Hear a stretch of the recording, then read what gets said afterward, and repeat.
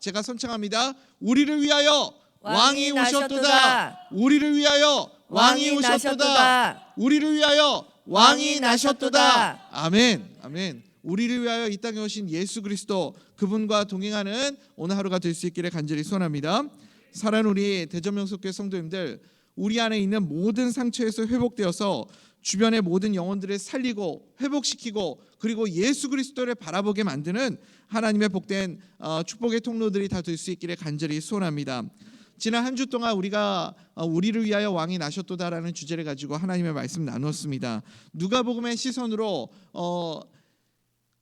누구를 향해서 이 복음이 전해지고 있는가, 예수의 나심이 전해지고 있는가를 우리가 함께 살펴보았습니다. 누가복음은 철저하게 아웃사이더들에게 시선을 향하고 있습니다. 내가 어떤 배경을 가지고 있고, 내가 어떤 능력이 있고, 나이가 얼마이고, 어떤 조건들, 이런 것들 하나님 앞에서 아무것도 아니라는 거죠. 그리고 우리가 해야 할 일은 무엇이냐면, 주님의 은혜가 내게 임하게 될 때, 하나님의 말씀이 나에게 임하게 될 때 내가 아멘으로 수용할 수 있는 마음, 받아들일 수 있는 수용성, 이것이 중요하다는 것 아닙니까? 그것을 성경이 뭐라고 말하냐면 영접하는 마음이다, 또 다른 말로 믿음이다, 그렇게 설명하고 있습니다. 그래서 첫째 날 우리가 나눴던 그 소외받은 아웃사이더가 누구였죠? 사가랴였죠. 사가랴를 통해서 우리에게 보여주시는 믿음이 무엇입니까? 의심의 말들 하지 말고, 의심의 언어는 하지 말고 믿음으로 하나님의 말씀을 받아들여라, 그거 아닙니까? 둘째 날에는 그래서 마리아처럼 내 인생이 마라의 쓴물처럼 그렇게 쓰디쓴 인생이라고 할지라도, 나사렛처럼 초라하고 보잘것없는 인생이라 할지라도 예수 그리스도의 말씀 붙잡으면, 하나님의 말씀 붙잡고 아멘으로 순종하면 존귀한 인생, 가장 복된 인생으로 변화받을 수 있다. 그것을 우리가 함께 나누었습니다. 셋째 날에는 우리 나눴던 내용이 무엇이었죠? 하나님의 섭리, 아구스도 그 로마의 왕이 호정령을 내려서 요셉과 마리아가 베들레헴으로 간 것이 아니라 철저하게 하나님의 말씀에 응하기 위해서 하나님의 보이지 않는 손, 그래서 하나님의 손길이 역사하고 있다. 그것을 우리가 함께 나누지 않았습니까? 그래서 제가 나눴던 내용 중에 여러분 기억하십니까? 성경에서 나오는 최고의 신랑감, 제가 그 얘기하면서 실수로 보디발이라고 그랬더라고요. 성경에 나오는 보씨가 몇 명 되지도 않는데 보디발이 아니고 보아스죠, 보아스. 예, 보디발도 물론 부자는 부자지만 믿음이 없는데, 보아스는 믿음이 훌륭한데 돈도 많은 부자. 그래가지고 최고의 신랑감은 아니다. 보아스는 근데 나이가 많지 않느냐. 최고의 신랑감은 누구라고 그랬죠? 아담이다. 왜요? 시댁이 없으니까. 근데 아담보다 더 훌륭한, 진짜 훌륭한 신랑감이 누구라고 그랬죠? 이거 설마 쓰시는 분 계시지 않겠죠? 최고의 신랑감은 요셉이죠. 요셉. 왜냐하면 인품도 훌륭하고 믿음도 훌륭하니까. 요셉이 왜 훌륭한 사람이냐? 하나님의 섭리를 보았을 때 구약 성경에 미가서에 예언된 그 베들레헴에서 메시아가 나실 거라는 그 말씀을 붙잡고, 그래서 천사가 베들레헴으로 가라 말씀하실 때 이게 하나님의 말씀이구나, 하나님의 선하신 계획과 하나님의 섭리 가운데 있는 하나님의 뜻이구나, 이것을 요셉이 믿고 순종하였더니 그 순종의 발걸음을 통해서 하나님의 역사가 더 순조롭게 순탄하게 이루어지지 않았습니까? 우리가 그런 사람이 되어야 한다는 거죠. 또 넷째 날 나누었던 내용이 무엇입니까? 내가 주인 삼은 모든 것 다 내려놓고, 내가 왕 되어서 나로 가득 찬 인생이 아니라 내가 주인 삼은 모든 것 다 내려놓고 내 삶에, 내 안에 빈 공간을 예수님께 내어드리는 것. 그래서 빈 방 있어요, 주님, 나에게 내 방이 있어요라고, 그렇게 윌리의 고백처럼 우리도 주님께 내 안에 빈 공간을 예수님을 위해서 내어드릴 수 있는 하나님의 사람들 될 수 있기를 간절히 소원합니다. 그 다음에 다섯째 날 나누었던 내용이 무엇입니까? 목자들을 통해서 천사가 예수님의 나심 소식을 전해주었죠. 가장 낮은 자에게 임한 복음. 그래서 우리의 마음이 낮아져야 높아지는 사람은 은혜 받기가 힘들고 예수 만나기가 어렵다고 그랬죠. 높아진 사람은 아무도 예수님을 못 만났어요. 낮은 마음으로 그렇게 임하게 될 때 예수 그리스도를 만나게 된다. 그것을 우리가 함께 나눴죠. 그래서 주님이 나를 낮추시는 순간이 있어요. 나를 낮아지게 만드시는 순간이 있습니다. 예수님이 나를 낮추실 때 그때가 언제라고요? 예수님을 만날 때다. 그것을 우리가 함께 나눴습니다. 그 은혜를 붙잡으면 하늘에는 영광, 땅에서는 평화. 그래서 나의 삶 가운데 하나님의 영광을 만나고 그리고 내 삶에 주어지는 세상이 빼앗을 수 없는 평안함이 있다. 그것을 우리가 함께 나눴고요. 여섯째 날 어제였죠. 다 기억하시나요, 여러분? 진짜 영광을 사모하는 사람은 어떤 사람이다? 가짜에 만족하지 않는 사람이다. 기다릴 줄 아는 사람이다. 그래서 제가 맛집 이야기를 드렸잖아요. 진짜 맛집에 가서 만족하길 원하는 사람은 2시간이고 3시간이고 10시간이고 기다려서 먹는 것처럼 우리가 진짜를 기다리는 사람은 다른 가짜에 대충 만족하고 대충 그렇게 다른 것에 그렇게 그냥 타협하고 살아가는 인생이 아니다. 하나님의 영광 그 자체가 되시는 예수 그리스도를 만나게 될 때만 우리 삶에 진정한 만족이 있다. 이것을 우리가 함께 나누지 않았습니까? 기억하시죠, 여러분? 예수 그리스도를 통해서만 참된 만족을 누릴 수 있게 되기를 간절히 소원합니다. 그리고 오늘 이제 마지막 7번째 날이죠. 그래서 7번째 날의 핵심 메시지는 무엇이냐면 우리는 다 상처를 가지고 있습니다. 내 안에 상처들, 연약함들, 아픔 이런 것들이 예수 그리스도를 만나게 될 때 완전히 회복된다. 믿으십니까, 여러분? 완전히 치유되는 은혜의 역사 오늘 이 아침에 누릴 수 있게 되기를 간절히 소원합니다. 그 치유의 회복의 역사를 경험했던 주인공이 누구냐면 안나라는 선지자입니다. 안나 선지자. 성경에 이 안나 선지자는 딱 한 번 누가복음에서만 그렇게 언급되는 인물이죠. 다른 복음서에서는 찾아볼 수 없습니다. 그래서 오늘 이 나와 있는 말씀을 통해서만 이 안나 선지자라는 인물에 대해서 이렇게 어떤 사람이었는지를 조금 생각해 볼 수 있습니다. 성경에서 여자 선지자, 여선지자라고 이렇게 명확하게 언급하고 있는 사람은 얼마 되지 않습니다. 거의 없어요. 물론 이렇게 좀 선지적인 역할을 했었던 사람들은 있죠. 여자 사사 드보라도 있었고 또 아론의 누이였던 누구였죠? 미리암도 있었죠. 그리고 성경에 종종 신약 성경에도 있지만 이렇게 예언적인 말을 하거나 선지적인 역할을 했었던 사람이 있습니다. 그런데 여자 선지자라고 명확하게 그렇게 성경이 언급하고 있는 인물은요 3명 정도밖에 없습니다.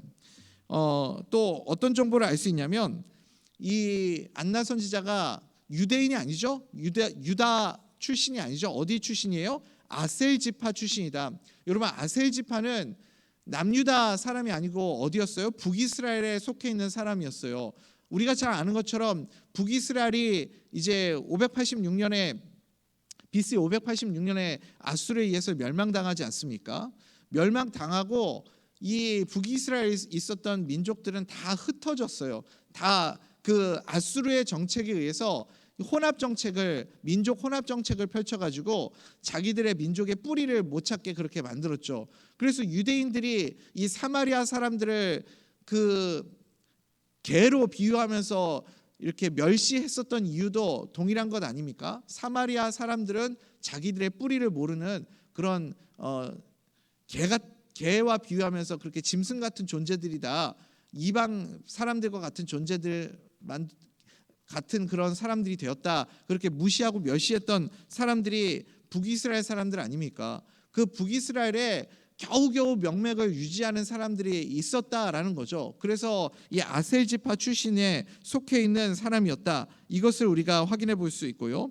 또 한 가지는 무엇이냐면 결혼한 지 7년 만에 과부가 되었다. 그러니까 사별을 했는지 아니면 남편에게 버림을 받았는지에 대해서는 명확하게 얘기하진 않지만 아마도 사별을 했을 것으로 그렇게 추측을 할 수 있겠죠. 그리고 나서 84세가 되었다라고 설명하죠. 이것도 두 가지 해석을 해볼 수 있습니다. 그러니까 결혼해서 7년 후에 이제 과부가 된 다음에 현재 84세가 되었다라고 해석할 수도 있고 결혼하고 7년 지난 다음에 4년 동안 과부로 지냈다라고 그렇게 해석을 할 수도 있습니다. 그러니까 현재 나이를 계산해 보면 84년 동안 과부가 됐다면 현재 나이는 100살이 훨씬 넘는 나이가 되겠죠. 그때 당시에 결혼 적령기가 14세에서 18세, 그러니까 지금 우리 자녀들 여기 앉아 있는데 중학생에서 고등학생 사이 정도의 이제 결혼 적령기였죠. 그때 결혼을 해서 7년 동안 결혼 생활하고 그 다음에 84년을 과부로 지내고 그랬으니까 여러분 산수가 되십니까? 한 15세 플러스 7, 15 플러스 7 플러스 84 하면 몇 살이에요, 여러분? 하여튼 그 정도를 우리가 추정해 볼 수 있는 거죠. 죄송합니다. 아침부터 산수하게 들어가지고. 그러니까 100살이 넘은 나이였다. 이렇게 우리가 생각해 볼 수 있습니다. 그러니까 삼중고의 상처를 겪고 있는 거예요. 어떤 상처가 있습니까? 일단은 흔하지 않은 선지자죠. 그러니까 이 성별의 상처, 성별이 가지고 있는 여자 사사로서의 시선을 감당해야 하는 그 상처가 있고요. 그 다음에 멸망당한 가문의 명맥을 이어가는 상처가 있는 겁니다. 소수의 극소수의 많은 그 유대인의 메이저 안에 들어갈 수가 없고 마이너에 속해 있는 소수 가문의 명맥을 이어가는 사람이었다. 또 게다가 과부로 84년이나 그렇게 혼자서 외롭게 살아가야 하는 인생이었다라는 거죠. 그러니까 얼마나 그녀의 인생의 마음이 힘들고 괴로웠으면 그 아픔과 상처 때문에 그거 가지고 다른 데서 위로받을 수가 없으니까 하루도 안 빠지고 성전에 나와가지고 그렇게 주야로 금식하면서 기도하는 삶을 살았다 기록하고 있지 않습니까? 그러니까 성별도 상처고 그 다음에 출신 배경도 상처고 그 다음에 살아온 삶 그 자체가 온통 상처뿐인 사람이 바로 이 안나 선지자였다. 우리가 그렇게 확인해 볼 수 있는 거죠. 84년 동안이나 혼자 그 모든 슬픔과 아픔과 괴로움을 감당하면서 눈물로 하루하루를 지새오다가 마침내 그녀의 인생이 100세가 훌쩍 넘은 그 어느 날 아기 예수님을 안나 선지자가 드디어 만나게 된 거죠. 사랑하는 우리 대전명수교회 성도님들, 우리 삶에 이런 슬픔과 아픔과 상처들이 있습니다. 아무리 내가 그 상처를 씻어내보려고 해도 내가 그 상처를 고쳐보려고 하고 그 상처에서 벗어나 보려고 해도 도저히 벗어날 수 없는 그런 아픔들이 우리에게 있습니다. 그러나 우리의 왕 되시는 예수 그리스도를 만나게 되면 그 주님을 우리가 품게 되면 그러면 내 안에 있는 모든 상처가 회복되는 은혜를 누리게 될 줄 믿습니다. 그 상처 입은 영혼들을 예수님이 감싸주시고 위로해 주시고 치료해 주시기 위해서 왕 되신 예수 그리스도께서 이 땅에 우리를 위해 오신 줄 믿으시기 바랍니다. 예수님이 이 땅에 오실 때 여러분 왜 아기의 모습으로 오셨을까? 왜 가장 낮은 모습으로 가장 연약한 모습으로 오셨을까? 여러분 그 이유가 무엇일까요? 진짜 사랑을 주시기 위해서 아기의 모습으로 오신 겁니다. 믿으십니까? 진짜 위로를 주시기 위해서 아기의 모습으로 오신 거예요. 근엄하고 위험 있는 그런 왕의 모습으로 만약에 예수님이 안나 선지자를 만나러 오셨다. 그랬다면 아마 안나 선지자가 그런 왕의 모습을 보면서도 기뻐하고 감사했겠지만 진짜 그녀의 마음속에 있는 그 상처와 아픔들, 그 마음속 깊은 곳에 오랫동안 골마 터져 있었던 그 상처를 위로받고 치유받는 일은 없었을 겁니다.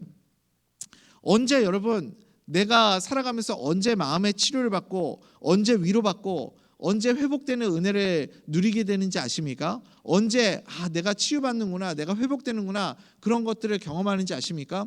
언제냐면 내가 누군가에게 사랑받고 누군가에게 위로받을 때가 아니라 내가 치료받을 때는 내가 다른 누군가에게 내 사랑의 마음을 줄 때예요.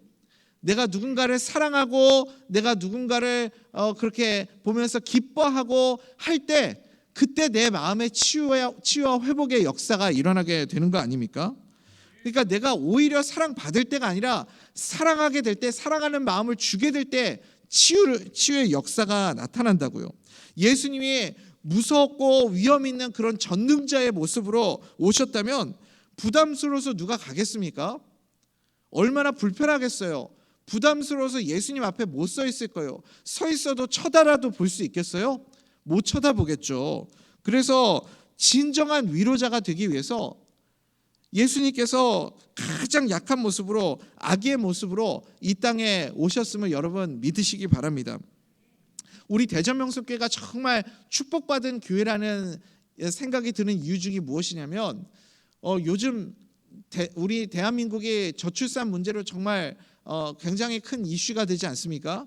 그런데도 불구하고 우리 대전명석교회는 그래도 이 아기들이 참 많은 교회다. 이것이 얼마나 감사한 일인지 모릅니다.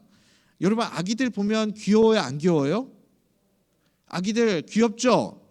아이들이 교회 오면요, 막 처음 보는 아이들이어도 아이들은 하여튼 애들은 다 너무너무 귀여워요. 그러니까 애들을 보면 우리는 그 아기들 한 번이라도 어떻게든 한번 안아보고 아이들 그 웃는 모습 보려고 가가지고 얼마나 우리가 그 앞에서 재롱을 떨고 애교를 떨고, 가만히 보면요, 아기가 우리 앞에서 재롱 떠는 게 아니라 우리가 그 아기 한번 웃는 거 보려고요. 어떻게든 그 아기 한번 안아보려고요. 막 이렇게 재롱 떨고 아양을 떨고 하지 않습니까?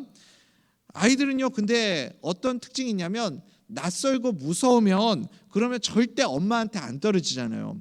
엄마한테 안 떨어지는 아이들 한번 보세요. 처음 보는 사람, 낯선 사람, 또 무섭게 생긴 사람한테 절대 안 가거든요.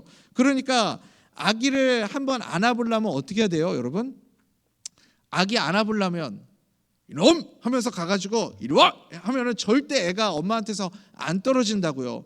가가지고요, 온몸으로 내가 무서운 사람이 아니라는 걸 표현을 해줘야 돼요. 막 애교를 떨고 아양을 떨고 막 웃으면서 까꿍하면서 나는 절대 무서운 사람이 아니야, 절대 널 해치지 않아, 이리온 하면서 그 아기를 그렇게 어르고 설레서 안심시키고 그 아기를 안지 않습니까? 사랑하는 우리 대전명석교회 성도님들, 왜 예수님이 그 아기의 모습으로, 그 연약한 아이의 모습으로 이 땅에 오셨는지 그 이유를 아십니까? 나 때문에 아기의 모습으로 오신 거예요. 상처 입은 나 때문에요. 내 마음에 그 깊은 상처가 있고 위로받지 못하는 그 깊은 아픔이 있는 나 때문에 아기의 모습으로 예수님이 오신 거라고요. 여러분, 안나 선지자가요, 예수님을 품에 안는 그 모습을 한번 생각해 보시라고요. 안나 선지자가 웃을 일이 있어요?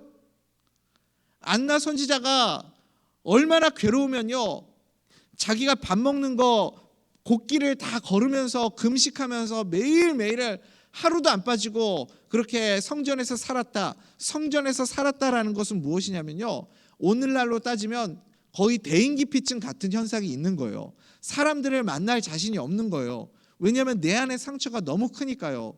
내 안에 아픔이 너무 크니까. 그래서 사람들 만나면 괴로우니까 사람들 앞에서 웃을 자신도 없고 인사할 자신도 없고 사람들 눈을 마주칠 자신도 없고 너무 괴롭고 힘드니까요, 사람들도 못 만나겠고 할기에 내가 할 수 있는 건 정말 하나님 앞에 나와서 예배하고 기도하고 그렇게 주님 앞에 나와 있는 것밖에 할 수 있는 게 없구나. 너무 힘들고 괴로우니까 성전에 나와서 금식하면서 그렇게 기도하는 거 아닙니까? 그 일을 몇 년을 했다고요? 84년을 그렇게 살았다고요. 84년을. 너무너무 힘들어서 그렇게 살아가고 있는데 아기 예수님을 만난 거예요. 아기 예수님을 품에 안는 순간 그녀의 얼굴에 미소가 띄워지는 거 아닙니까? 왜요? 아기를 안으려면 웃어야 된다고 제가 그랬잖아요. 아기를 안으려면요, 웃음을 지어야 돼. 그건 본능이에요, 본능. 우리가 그냥 가르쳐 주지 않아도요, 아기를 품에 안으려면요, 나도 모르게 아기 앞에서 어유 하면서 웃으면서 그 아기를 그렇게 안게 되는 거 아닙니까? 내가 아기 앞에서요, 인상 쓰고 진지하고 막 그러면요, 아기는 절대 내 품에 안기질 않습니다. 우리 이경석 목사님도 한번 보세요. 이경석 목사님이 제일 얼굴이 환하고 제일 이렇게 미소 지을 때가 언제냐면 애들 만날 때잖아요. 아이들 만날 때는, 죄송해요 목사님, 표정이 달라지시잖아요.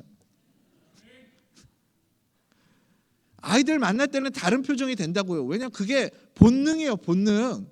우리가 언제 웃어요? 아이들 볼 때 웃어요. 안나 선지자에게 사라졌던 미소가, 안나 선지자에게서 사라졌던 그 기쁨이 언제 회복돼요? 예수님을 품에 안을 때요. 여러분, 그러니까요, 왜 예수님이 아기의 모습으로 오셨는지 이해가 되십니까? 진짜 위로를 주시기 위해서요. 다른 걸로는 위로가 안 되잖아요. 예수님의 아기이기 때문에 안나 선지자가 그 아기 예수님을 안는데 그 아기 예수님의 그 체온이 나한테 느껴질 때 그 말할 수 없는 감동이 있는 거예요. 여러분, 정말 예수님이구나. 아기 예수님이 내 품에 지금 안겨 있구나. 내가 아기 예수님을 내가 안고 있구나. 여러분, 그게 얼마나 감격스럽겠습니까? 말할 수 없는 감동이 있는 겁니다. 그러니까 그 아기 예수님을 품에 안는 순간 내 안에 있는 그 상처들, 슬픔들, 아픔들, 그게 눈 녹듯이 그냥 일순간에 싹 다 사라져버리는 그런 은혜와 역사를 누리게 된 줄 믿습니다. 여러분, 그것을 우리가 어떻게 확인할 수 있죠? 어떻게 확신할 수 있죠? 안나 선지자는 대인기피증이 있었어요. 대인기피증. 사람들을 못 만나는 사람이었어요. 그런데 예수님 안고 완전하게 치유받고 회복되니까 그 다음에 어디로 가냐면 사람들한테 가는 거예요. 바깥으로 나가잖아요.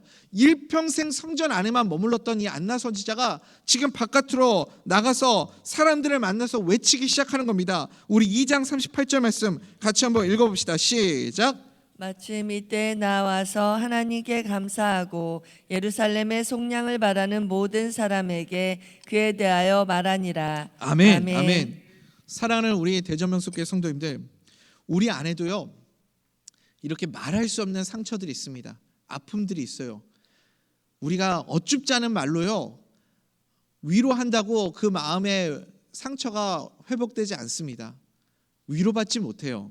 그 어떤 말로도요, 어떤 표현으로도요, 누구에게도 내 안에 있는 상처와 아픔들이 위로되지 않고 치유되지 않습니다. 그런데 그 아기 예수님, 이 땅의 왕으로 오신, 가장 약한 모습으로 오신 아기 예수님, 이 땅의 아웃사이더들을 위해서 오신 그 예수님을 만나게 될 때 비로소 내 안에 있는 모든 상처들과 아픔들이 눈 녹듯 사라지게 되는 은혜를 누리게 될 줄 믿습니다. 그 은혜를 경험하고 완전히 치유되고 회복을 경험한 사람만 바깥으로 나가서 예수 그리스도의 복음을 증거할 수 있는 겁니다. 다른 사람들을 위해서 살아갈 수 있는 인생이 될 수 있는 거예요. 여러분, 잊지 마십시오. 예수님이 아기의 모습으로, 가장 약한 자의 모습으로 오셨기 때문에 구원자가 될 수 있었음을 여러분 기억하십시오. 우리 교회도 마찬가지 아닙니까? 우리 교회의 머리 되시는 예수 그리스도를 닮아갈 수 있어야 되겠죠. 교회가요 너무 높으면 아무도 교회에 찾아올 수가 없는 거예요. 교회의 문턱이 너무 높고요, 교회가 수준이 너무 높으면 그러면 아무도 교회에 와서 위로받지 못합니다. 교회가 약한 자가 돼야 됩니다. 교회가 가장 낮은 자가 돼야 되고요, 교회가 가장 연약한 모습으로 있어야, 그래야 교회에 찾아와서 상처받은 영혼들이 치유함을 경험하고 마음의 아픔과 슬픔과 눈물이 있는 영혼들이 기쁨을 회복되게 하는 되는 그런 은혜를 누리게 될 줄 믿습니다. 주님께서 여러분 어떤 사람을 통해서 일하시는지 아십니까? 가장 약한 자를 통해서 일하시는 줄 믿습니다. 우리는 착각하죠. 내가 강해야, 내가 능력이 있어야, 내가 힘이 있어야, 내가 무언가를 가지고 있어야 그래야 일을 할 수 있고 섬길 수 있고 사역할 수 있다고 생각합니다. 그런데 절대 그렇지 않아요. 천사들이 누구에게 찾아가서 복된 소식을 전했어요? 목자들이었잖아요. 제사장 아니었어요. 바리새인들 아니었습니다. 왕 아니었어요. 우리는 강해야 뭘 할 수 있다고 생각하는데 아니에요. 약해야 돼요. 연약해야 됩니다. 낮아져야 돼요. 그래야 하나님이 나를 통해서 하나님의 역사를 이루어가는 줄 믿습니다. 낮아지고 겸손한 모습으로 이 땅에 오신 예수 그리스도의 모습처럼 그렇게 우리도 찾아가서 복음 전하고 치유하고 회복시키는 그런 사명을 감당하는 우리 모두가 될 수 있기를 간절히 소원합니다. 예수님의 사랑을 본받아서 가장 낮은 모습으로 누구든지 품을 수 있고 누구든지 안을 수 있고 어떤 사람이든지 마음의 평안을 누릴 수 있도록 그렇게 품어줄 수 있는 우리 대전명숙교회가 될 수 있기를 간절히 소원합니다. 하나님은 치유받은 자를 통해서 또 다른 상처받은 누군가를 회복시키기 원하시고 치유하게 하기를 원하십니다. 우리가 바로 그 치유받은 상처에서 회복받은 그런 치유자가 될 수 있기를 간절히 소원합니다.